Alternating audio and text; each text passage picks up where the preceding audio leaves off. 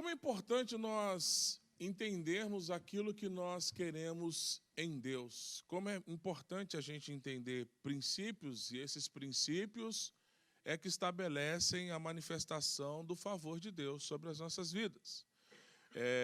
Muitas vezes nós temos a expectativa de que Deus opere segundo a nossa necessidade. E eu costumo dizer que Deus não opera na minha necessidade, Deus opera na minha obediência, Ele opera na minha submissão. O que é a submissão na essência da palavra? Deus ele tem uma missão. Amém? Deus ele tem uma missão. E como ele tem uma missão, é importante entender que quem está submisso, ou seja, alguém que está abaixo dessa missão, alguém que compreende o propósito e se coloca abaixo da missão de Deus. Então, tudo aquilo que está no céu passa a ser a realidade, ou seja, as ferramentas de quem está na missão de Deus aqui na terra. E quando você começa a atrair isso para a sua realidade, é nesse momento que eu entendo que o céu se abre. Amém? Glória a Deus. Você pode aplaudir o Senhor nesta manhã, em nome do Senhor Jesus? A fé, ela é o maior capital que nós temos. A fé é um capital. A fé é a nossa moeda no reino espiritual. A fé é o que nos permite acessar. Então, em todo aspecto da nossa vida, em toda a área da nossa vida, nós precisamos utilizar a fé como uma ferramenta. O que faz com que, de fato, nós acessemos o mundo sobrenatural é a fé. A palavra do Senhor diz que sem fé é impossível agradar a Deus. Mas é necessário crer que Ele exista. Então, a partir do momento em que a minha crença ela está estabelecida na certeza de que Deus é Deus, então a minha fé ela é pautada. E eu não posso utilizar a fé como último recurso. O que eu quero trazer para você nesta manhã é que a gente não utilize a fé como último recurso. A gente não utiliza a fé quando tudo mais não funcionar. Tudo mais deixou de funcionar, aí nesse exato momento eu aciono o mecanismo da fé e faço. Então, a palavra do Senhor, ela nos garante que a fé ela é o primeiro princípio que entra em ação para que eu possa gerar expectativa daquilo que eu vou fazer. Então, não comece nada sem Deus. Não inicie nada sem Deus. Não entre nenhuma porta se Deus assim não colocar no seu coração que você deve estar naquele lugar. Amém? Então, esse é o primeiro princípio que faz com que a gente, de fato, esteja seguro. Porque pela palavra dele nós estaremos seguros. E pela palavra dele nós prosperamos. Amém?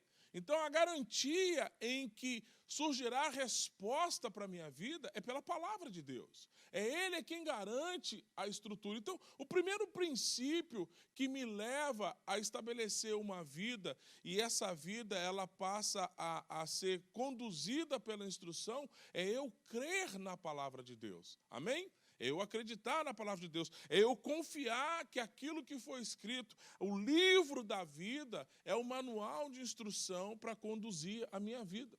É o manual de instrução que me leva a experimentar aquilo pelos quais os homens e mulheres de Deus também viveram a sua vida. A gente começa a entender que esse é o primeiro princípio. Então, o que nos torna cristão, o que nos torna alguém que serve a Deus, de Deus como sendo um suprimento que muda a nossa história. Amém? Então, se você de fato sustenta uma fé em Cristo e não tem como hábito ler a palavra de Deus, acredito que você está andando por caminhos equivocados. Amém? Você acredita que Deus é o centro de tudo aquilo que você precisa, mas você não tem a palavra de Deus como algo que vai te dar o sustento, a sustentação, a condução, a orientação, a revelação daquilo que está no céu para a terra, ela está na palavra de Deus. Amém? Olha o que diz em 2 Crônicas, capítulo 20, no versículo de número 20. E quando se levantaram pela manhã, saíram para o deserto de Tecoa. E saindo eles, Josafá, de pé, disse: Ouvi-me, Judá e os habitantes de Jerusalém. Acredite no Senhor, seu Deus, e você terá a certeza. Acredite em seus profetas e você será próspero. Amém? Então, quem é o profeta? O profeta é aquele que entende aquilo que Deus quer comunicar para o povo. O profeta é aquele que entende aquilo que precisa ser revelado para que você possa andar no seu destino. É aquele que entende aquilo que você, de fato, precisa compreender de Deus para que você possa prosperar na sua jornada. Então, crer nos seus profetas, ou crer naquele que revela a palavra de Deus, entenda, nós estamos num tempo da aliança, no tempo da nova aliança, onde essa palavra ela foi descortinada para nós, amém? O seu acesso para com Deus não depende da figura de uma pessoa, depende da sua entrega, depende do seu desejo, depende do seu mergulho. É isso que faz com que lhe seja revelado as questões. Então, a palavra de Deus, ela é a revelação. Então, crer na palavra de Deus vai fazer com que eu prospere, vai fazer com que eu avance, vai fazer com que eu tenha segurança. Amém? Olha só, em Lucas capítulo 1, no versículo 5, a palavra do Senhor declara: havia nos dias de Herodes, rei da Judéia, um sacerdote chamado Zacarias, da classe de Abias. Sua esposa era filha de Arão e o seu nome era Isabel. Zacarias e Isabel, pais de João Batista, eles foram exemplos de homens e mulheres excepcionais. Eles vieram de uma linha de profeta, eles vieram de uma geração de profetas. Né? A gente tem um ditado popular que diz que filho de peixe é peixinho, mas filho de crente não é crentinho. Né? Porque é filho de crente, é crentinho? Não. Porque é filho de crente, precisa ser sustentado na fé para que se torne crente. Aqui, Zacarias e Isabel, Zacarias, inclusive, ele era sacerdote. Ele exercia o sacerdócio como um ofício.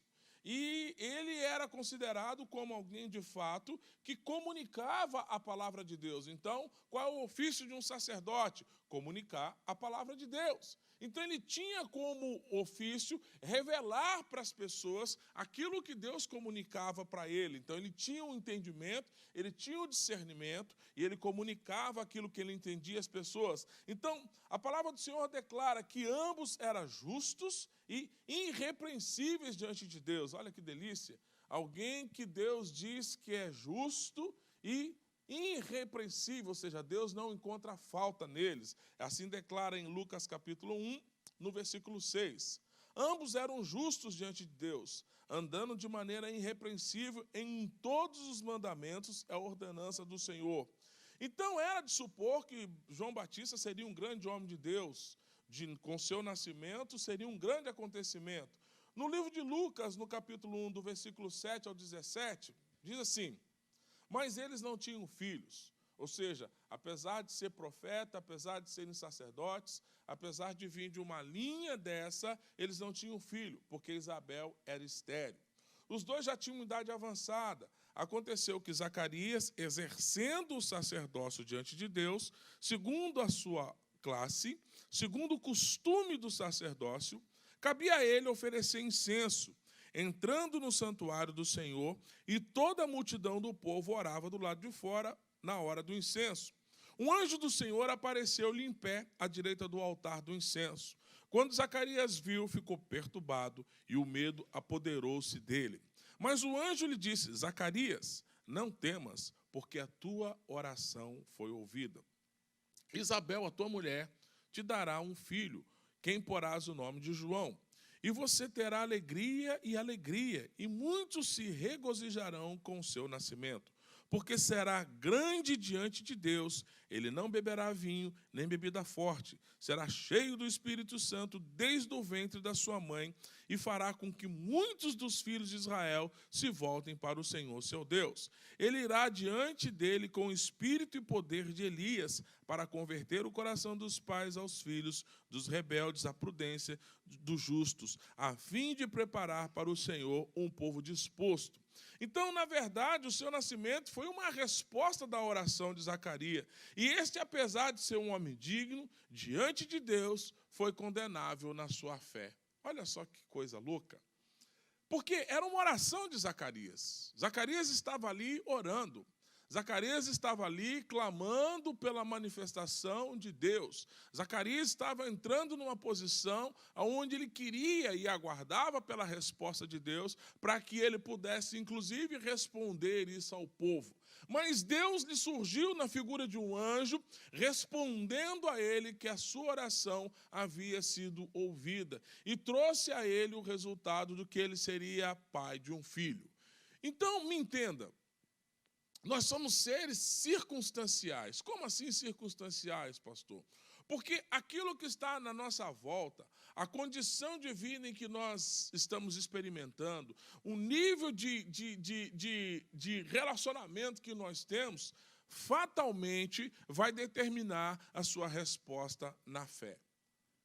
Fatalmente vai determinar a sua resposta na fé. E muitos de nós não temos conseguido responder na fé, porque nós olhamos para o mundo natural, nós olhamos para a nossa realidade natural, nós olhamos para a nossa condição natural e não conseguimos entender que a palavra que tem sido liberada sobre as nossas vidas vai encontrar um lugar para se manifestar, apesar de estarmos orando. Porque a gente olha e não consegue ver num curto tempo como isso pode acontecer. Por que num curto tempo? Porque nós somos apressados. E porque somos apressados, as coisas precisam acontecer dentro de um tempo lógico, não dentro de um tempo onde Deus está programando para que isso aconteça. Eu quero que você entenda que quando você abre a boca para fazer a sua oração, quando você estabelece o seu clamor, quando você ora ao Senhor, algo no mundo espiritual começa a se orquestrar para que aquilo que você espera de Deus aconteça. Então existe um planejamento no céu para que a sua resposta aconteça. Do contrário, existe em você assumir um comportamento segundo a sua oração. Amém? Então, é importante entender que o céu espera que você consiga organizar a sua vida aqui na terra, de maneira que aquilo que você clamou a Deus aconteça. Alinhamento céu e terra. Amém? Então, Zacarias, ele fez uma oração. E quando ele fez a oração, ele não acreditou na palavra que recebeu do anjo. Por quê? Porque ele era velho. Porque no mundo natural, ele, apesar de orar a Deus, ele já fazia isso como um hábito, como uma rotina, mas não com fé. Talvez o que você esteja fazendo é que a sua oração, ela é uma rotina, mas ela não está acompanhada mais de fé. A sua oração, ela é um piloto automático. Eu estou, Pai nosso que estás no céu, mas nem sequer medito naquilo que estou falando. Já é uma rotina. Já é uma ação do dia a dia. Senhor, abençoa o meu dia. Mas eu nem sequer acreditei que Deus tem a capacidade de abençoar o meu dia. Fiz isso como rotina. Eu deitei a Deus, obrigado pelo dia de hoje, Senhor. Mas sequer fui grato, mas eu agradeci como uma rotina. Então, o que eu preciso fazer é sair da rotina, é sair do automático e, de fato, entrar e mergulhar na convicção de que as minhas palavras vão produzir resposta. Você discerne isso porque você precisa crer que a sua palavra liberada em Deus, ela vai produzir resposta. Porque se nós tivermos consciência disso, nós seremos zelosos naquilo que falamos. Nós vamos tratar aquilo que falamos como pérola, como tesouro. É importante, querido, quando você falar, precisa sair da sua boca virtude. Quando você comunicar com alguém, as pessoas precisam sair da tua presença impressionados com aquilo que você falou. Por quê? Porque saiu de você virtude, saiu de você valores. O que nós esperamos uns dos outros é que nós consigamos edificar uns aos outros a partir daquilo que nós podemos falar. É tão ruim quando você encontra com alguém e esse encontro não produz edificação. É tão ruim quando você dialoga com alguém e você se entristece com esse diálogo. É tão ruim quando você entra num ambiente e você se sente persona não grata, porque a conversa naquele ambiente, ela não é satisfatória, ela não te leva para o céu. Então nós temos que ser zelosos com a nossa comunicação. Nós temos que tratar aquilo que nós temos de valor como joia rara. Ei, você é uma joia rara. Você é provido de sabedoria, de discernimento. Você, querido, é a Coca-Cola do deserto, a última. A última. Sabe? Eu sou de um tempo que passava uma propaganda, vou denunciar aqui, que eu já tenho uma idade acima da maioria aqui, e o cara chegava no deserto e com a boca ressecada até o limite. Sabe o que ele pedia no balcão? Batata frita. Ele chegava lá e falava, o que você vai querer? Ele, batata frita. E ele comia com aquela boca seca, aquela batata frita salgada, que estralava na boca. Aí, de repente, ele abria a mochila dele, ele tinha uma garrafa de 7-Up. Nem existe mais esse refrigerante. Tem aqui? Lembra dessa propaganda? Alguém lembra disso ou é só eu? Hã? Aí ele abria e tomava. Aí a propaganda é, provoca a sua sede até não aguentar mais. Eu falei, marcou, porque eu era criança quando passou isso. O tempo passou, né? Mas ele tinha ali algo de muito valor dentro da mochila dele. O que eu quero que você entenda é que a palavra de Deus na sua vida, ela é valorosa por demais. A palavra que é liberada sobre você, ela é preciosa. Os valores que você recebe quando você é ministrado são valores que não têm preço. Por quê? Porque isso muda a sua realidade. Ela muda o seu status, ela muda a condição de vida, ela muda o seu propósito. Gente, ela muda o seu destino. Por isso que a palavra do Senhor, crede nos seus profetas e você vai prosperar e você vai estar seguro. Então, crê na palavra que é lançada sobre a sua vida. Amém? E guarde isso com preciosidade. Mas seja também alguém que comunica isso com preciosidade. Amém? Porque não adianta nada eu ser alguém que guarda a palavra, mas quando eu libero a palavra, não identifica aquilo que eu tenho guardado. Por quê? Porque aí você não é aquele recipiente que recebeu a palavra. Amém? Então, Zacarias aqui não acreditou na palavra que recebeu do anjo, Gabriel, do nascimento do seu filho. Em Lucas capítulo 1, versículo 18 e 19, a palavra do Senhor declara, Zacarias disse ao anjo, como vou saber disso? A gente é terrível, né? A gente é mais perto disso aí que a gente gostaria. Pastor, aquela palavra foi boa, mas eu fiquei pensando. Mas como isso vai acontecer, pastor? Como que isso pode alterar a minha realidade? Como que esse ato profético pode produzir resposta de Deus na minha vida? Querido, crendo. Amém? Apenas crendo. Então, como eu vou saber disso? Aí ele trouxe a condição dele, porque sou velho e a minha esposa é idosa. A palavra é bonita, pastor, mas a condição dessa palavra virar verdade, ela não existe. Se existisse, você não precisaria da palavra, abençoado. Se a condição existisse, você não precisaria ser convencido. Se a condição existisse, você não precisaria de fé. Se a condição existisse, não precisaria estar sendo ministrado dia após dia, porque é exatamente isso. A palavra é contrário à condição que você está vivendo. Por isso que você precisa da fé. Amém? Por isso que essa é a moeda indispensável. Por isso que você precisa ter a fé como guardadinha assim, ó, quando precisar, tá aqui a minha fé. Amém? Pequenininha como um grão de mostarda, mas está aqui. Amém? Glória a Deus. Então, porque sou velha, minha esposa é idosa. Respondendo o anjo, disse-lhe, eu sou Gabriel, que estou diante de Deus. Fui enviado para lhe falar com você, para dar-lhe as boas novas. E por causa da sua descrença, ele ficou sem palavra até que a profecia se cumprisse. Olha que coisa ruim. Alguém que era sacerdote de ofício, ou seja, para mim que sou pastor e prego a palavra, alguém falar para mim, a partir de hoje você vai ter que ficar calado. 9 meses. 9 meses sem poder falar. Eu falei, anjo, você não quer levar, já que você está aqui, você não quer me levar, não? Aproveita a viagem, já completa o serviço, né? Aproveita a viagem, já completa o serviço, leva, já que eu estou diante, o Senhor ainda achou graça diante de mim, parece que ainda estou salvo, me leva, né? Me leva. Você imagina o sacerdote receber uma pena dessa, olha, você vai ficar calado. Lucas 1, versículo 20 diz, agora você ficará sem palavras, não poderá falar até o dia que isso for feito, porque você não acreditou nas minhas palavras que se cumprirão no devido tempo. Uau, pesadíssimo, pesadíssimo.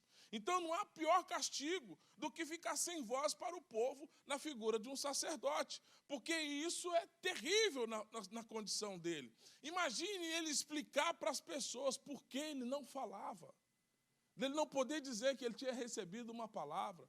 Então, o que eu quero produzir isso para a nossa vida prática? Nós temos que aprender, por muitas vezes, a nos calar, para que a gente não perca aquilo que Deus tem para nós. Porque por muito falar, tem gente que está perdendo. Sabe, por muito falar. Você não está pecando porque está mudo. Não, você está pecando porque você está falando. E é entender o momento de ficar calado, para que você não perca a promessa. A palavra foi liberada sobre você, a promessa foi liberada sobre você, mas no meio do caminho você começa com seus porquês, com seu como, de que jeito. Deus está demorando demais. Deus, como que isso vai acontecer? Deus, o Senhor se esqueceu de mim. É como se Ele estivesse dizendo assim, então, filho, você está falando demais. Cale-se. Para que você não perca a palavra liberada sobre a sua vida. Amém? Cale-se. Essa é uma terapia que muitas pessoas vão precisar aprender a fazer. Ficar calado, para que você não contradiga aquilo que Deus tem para você. Amém? Então, desse modo, Zacarias, o irrepreensível em quase tudo, deixou de ter uma palavra por causa da sua falta de fé. Em Hebreus capítulo 11, homens e mulheres repreensíveis de muitas maneiras, mas não na sua fé, eles se apresentam os argumentos para a resposta de Deus, assim como Zacarias fez. Então, por que eu vou orar se na minha oração eu não creio que Deus tem condição de responder? Então, é onde eu entro num piloto automático. É interessante, no livro de Atos, Pedro estava preso, aprisionado. A prisão se abre e alguém diz para ele assim, Pedro, sai pela esquerda, sai pela direita, vai pelaquela porta ali e se manda. E Pedro foi embora, segundo aquilo que a palavra o ordenou. Na casa de Pedro, onde supostamente as pessoas estavam intercedendo por Pedro, estavam ali orando pela libertação de Pedro. E Pedro vai lá e... O povo, quem é? É Pedro. Não pode, Pedro está preso. Mas como que não pode? Você não está orando para ele ser liberto? Eles começaram a duvidar que Pedro podia estar livre. Mas, então, você entende que às vezes a gente está fazendo orações tolas, porque nem nós acreditamos. Nem nós acreditamos. Eu acredito que no caso do testemunho da Vanessa aqui, o milagre é tão absurdo, Vanessa. É tão absurdo. Se você for procurar nos registros de casos semelhantes ao seu, talvez isso não alimente a sua fé. É tão absurdo você falar assim, deixa eu ver, estatística de número de pessoas que foram curadas de autismo. Você vai falar, ué, não tem. Isso pode determinar que você já não creia naquilo que já aconteceu com você. Você está me entendendo o que eu estou falando? Então, gente, simplesmente creia. Creia. E Deus respondeu a esse casal. Deus produziu o milagre. O médico falou assim, olha, mãe, vamos riscar o seu filho desse espectro. A partir de hoje, ele já não é mais essa figura. E ponto final. E ponto final. É a palavra que eu creio? É a palavra que eu precisava? Era isso que eu orava? Então eu creio. Pastor, às vezes vocês fazem uns negócios aí, como que... creia, apenas creia. Creia. Guarda na sua fé. Amém? Então, nós vemos coisas e situações como queremos. E o que diferencia um olhar de outro é o nível de fé de quem olha. É o nível de fé que vai dizer o que é diferente, o que é, como é, de que maneira você está vendo. Então, nós olhamos as coisas segundo a fé que temos no nosso coração. Então, assim, olha só, Caleb sabia que eles podiam mais do que os seus inimigos. Mas aqueles que foram com eles, não pensaram da mesma forma e falavam mal entre o povo e semeavam a dúvida. Olha o que diz em Números capítulo 13, versículo 30. Então Caleb silenciou o povo diante de Moisés e disse: subamos, então tomemos posse dele, porque podemos fazer mais do que eles. Era o mesmo povo, submetido à mesma visão, eles tinham o mesmo propósito e o mesmo compromisso. Porque podemos fazer mais do que eles. Mas os homens que subiram com ele disseram: não podemos subir contra aquele povo, porque ele é mais forte do que nós. E falaram mal entre os filhos de Israel da terra que haviam reconhecido, dizendo: a terra pelo qual passamos a reconhecê-la é uma terra que engole os seus habitantes, e todas as pessoas que vimos no meio dela são homens de grande estatura. Em Josué, essa mesma instrução ela diz o seguinte: aqueles que foram com Josué e Caleb desmaiaram o povo com a notícia que eles trouxeram. Então eu preciso entender que por muitas vezes eu vou ter uma palavra de Deus para a minha vida, mas eu ando com gente que me desmaia na fé. Eu tenho uma palavra de Deus para a minha vida, mas eu ando com gente que tem experiência contrária àquilo que eu tenho em Deus, que eu espero de Deus. Então eu quero que você entenda, a minha ação é nunca falar mal de algo que Deus já me prometeu. Se eu tiver que abrir minha boca, não vou falar mal daquilo que Deus já me prometeu. Não vou falar mal. Amém? Então, quando uma outra pessoa decidir acreditar em algo, isso é problema dele. O meu papel é continuar crendo naquilo que Deus me prometeu, né? Então, o evangelho é para aqueles que são, é para os bravos. Quando você está no deserto, querido, você está de passagem naquele lugar. O deserto não é lugar de morada. O deserto não é lugar de construir casinha, o deserto não é lugar de fazer barraquinho, o deserto não é lugar de gastar tempo, o deserto não é lugar nem de fazer amigo. Coisa ruim é você encontrar gente no deserto. Você está andando no deserto, você encontra alguém: você está ruim aqui também? Estou. E aí, como é que você está? Rapaz, o trem está ruim pra caramba. Ih, senta aqui então, vamos conversar sobre isso. Aí o que era para ser uma passagem vira uma temporada, você fica lá, conversando de coisas do deserto. Já viu? Quem tem animal em casa sabe que quando você encontra um outro animal e você chega em casa, o cachorro sabe que você estava com outro animal.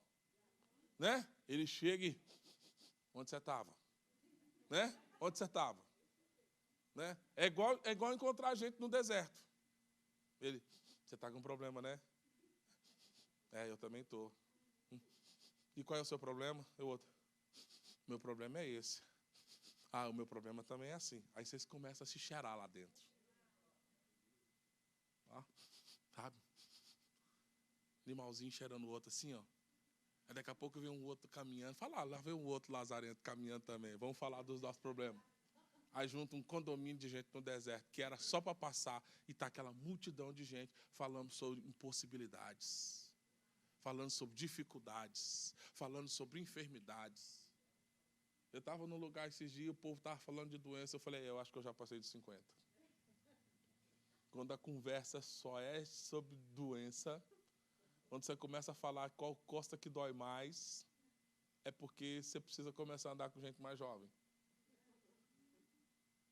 Deixa essa velharia para lá e vou andar no outro ambiente. Por quê? Porque a gente gosta de falar das coisas que não é boa, querido.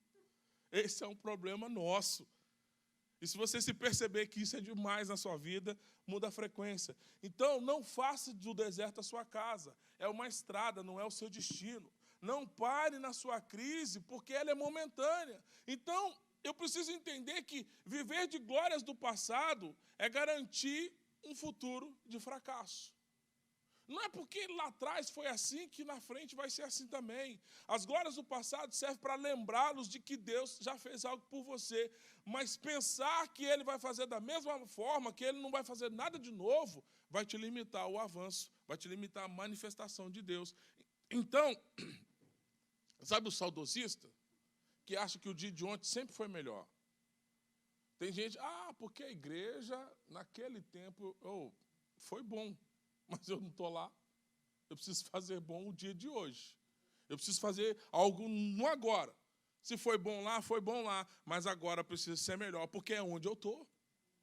É o momento que eu vivo. E no momento que eu vivo, eu preciso fazer as coisas. Então eu preciso começar a entender que Deus ainda é Deus. E Ele vai continuar sendo Deus, ainda que eu não creia. E eu vou precisar me envolver com isso. Então eu não posso viver com a memória de um avivamento passado, mas eu preciso viver com fé no avivamento que vai vir. Então eu passo a trabalhar por isso. Eu passo a me mover por isso. Eu passo a me mover por aquilo que eu espero. Eu espero um futuro muito maior do que o passado que eu já vivi. Amém? Você tem certeza disso no seu coração? A sua esperança é de dias vindouros melhores do que o momento que eu já vivi. Pastor, todo mundo falou que 2020 era perfeito. De repente não foi para você, mas teve gente que aproveitou a onda e se deu muito bem. Gente, você acredita que o dinheiro não sumiu? Ele mudou de mão. Ele não sumiu. Ele não sumiu. Para onde foi trilhões de dólares? Jogaram fora? Não. Tem gente que está até hoje contando. 526, 527, 528. Tem gente que está falando, para onde foi o dinheiro? E tem gente que está falando, rapaz, que crise o quê? Eu me dei, foi bem. Então, é a maneira em que você enxerga as coisas como elas estão acontecendo. Eu converso com um e falo, aí, pastor, nem fala desse ano não, para mim nem podia ter existido. Ok. Por que não trocou de lugar com aquele que morreu então?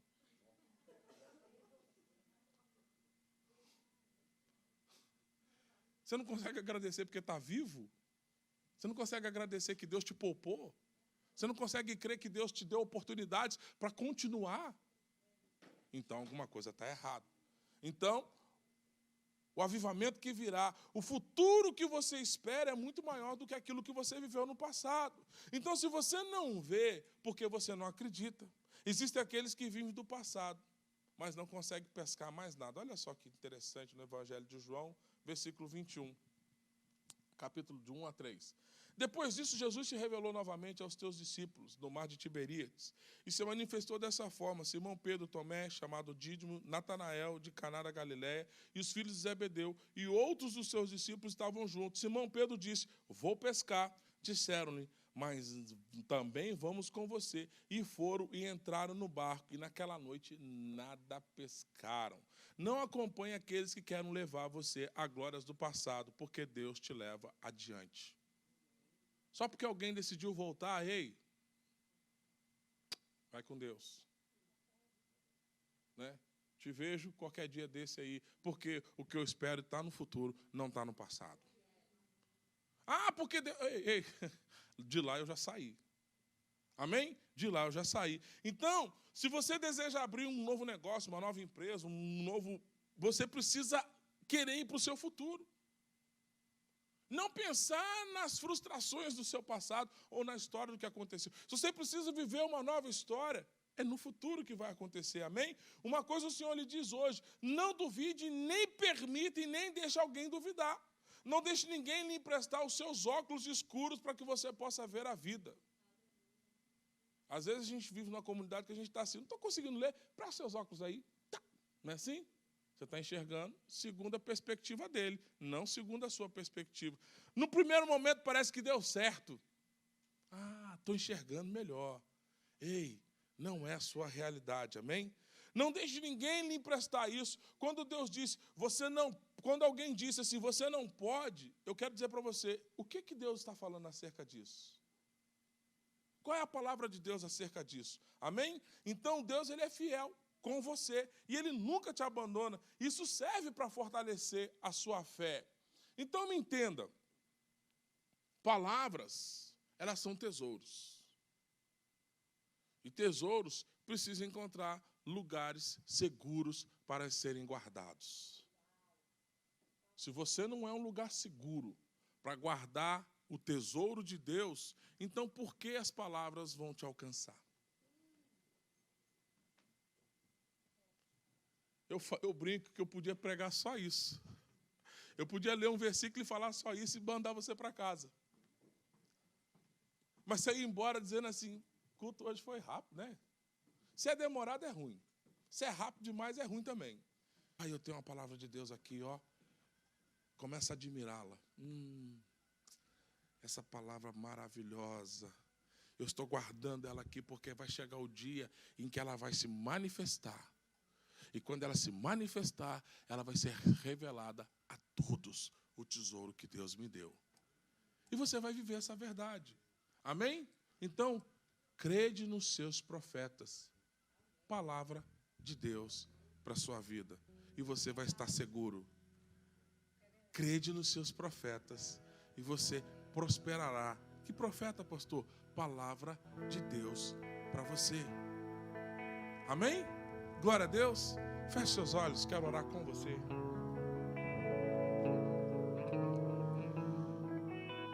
Pai,